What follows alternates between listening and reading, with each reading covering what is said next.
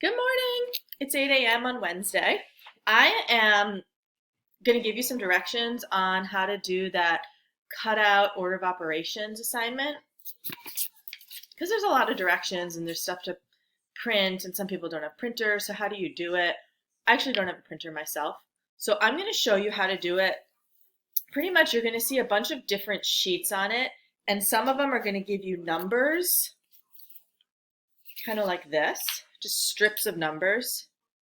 There's another one that's going to give you some operations, kind of like this. And then there's another sheet that's going to give you all those same numbers, but it's going to tell you what the numbers should equal. And there's a whole list of these. I just did one strip, but there's a whole list of these. Pretty much, and they're all the same four numbers.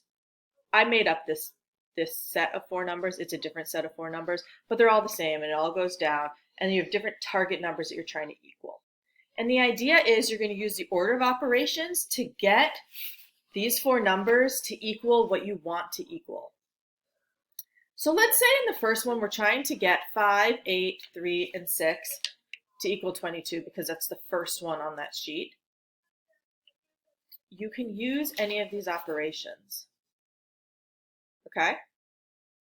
And actually, when you get a little further down, you can even use some exponents. So I did a little 2 and a little 3 because they're on there too. So how do we get this to equal 22 is really the question. We have to play around with things a little bit. If I added them all together, I've got 5 plus 8.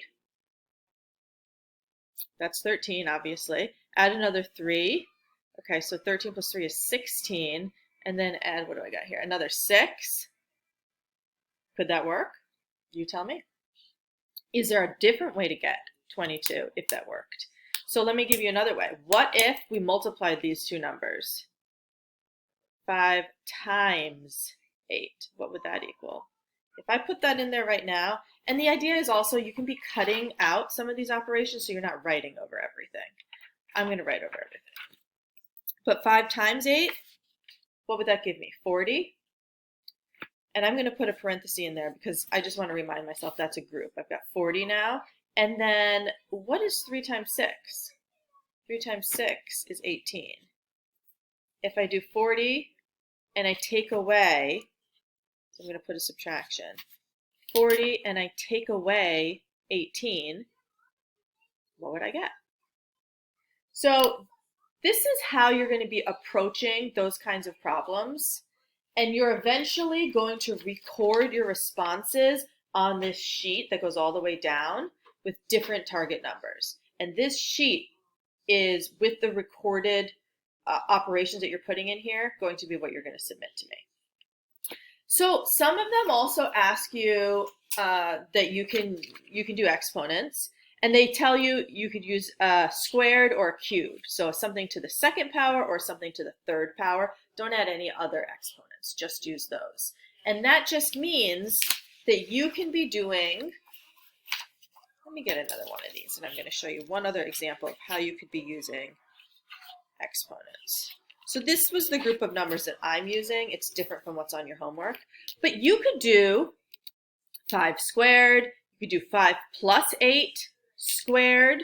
If you wanted to do that, you'd have to input a plus sign, parentheses, and the exponents. This would be 5 plus 8 squared. That would actually be, what is 5 plus 8? Square that. You know, if you have 13 and square it, it's not 13 times 2, it's 13 times 13. So that's how I want you to approach that. The other thing that I want to remind you is when we do order of operations, I wrote this out for myself. It's grouping symbols, then exponents, then multiplication, division. That's like a team. It's whichever comes first in this group. Multiplication doesn't come before division necessarily. It only does if it's written that way. Addition and subtraction, that's seen together as a group, whichever comes first between addition and subtraction. And then one more thing about this order of operations cutout assignment. You guys don't have to do everything. The first 4 are required, and then each set gets to be more difficult. So everybody should be doing the first 4. I would like everybody to try the second 4, but I would say first 4 is required. The second group of 4 gets a little bit harder. The third group of 4 is even harder than that. So do those if you're ready for a challenge and I know some of you guys are really dying for a challenge. So you should be doing those. For the people who are already like this, the first 4 were absolutely fine. I thought that those were a little much. You can stop there. That's fine. Just submit those to me. And then finally, anybody who's struggling, having questions, wants to talk, wants to work things out, come to office hours. Those are tomorrow, Thursday at 10 a.m. One last point before I get out of here while I have you listening. I really need people to participate in moving up speech writing. I have a couple groups. I would love more. And we have to get those in probably by midweek. I'll give you about a week. Work on it this weekend, work on it early next week. If you could try to get me some speech ideas sooner rather than later, that would be excellent because we have to sort of work on those and record them and all that. So please do that. Okay? Email me if you have questions and have a great day. Talk to you guys soon.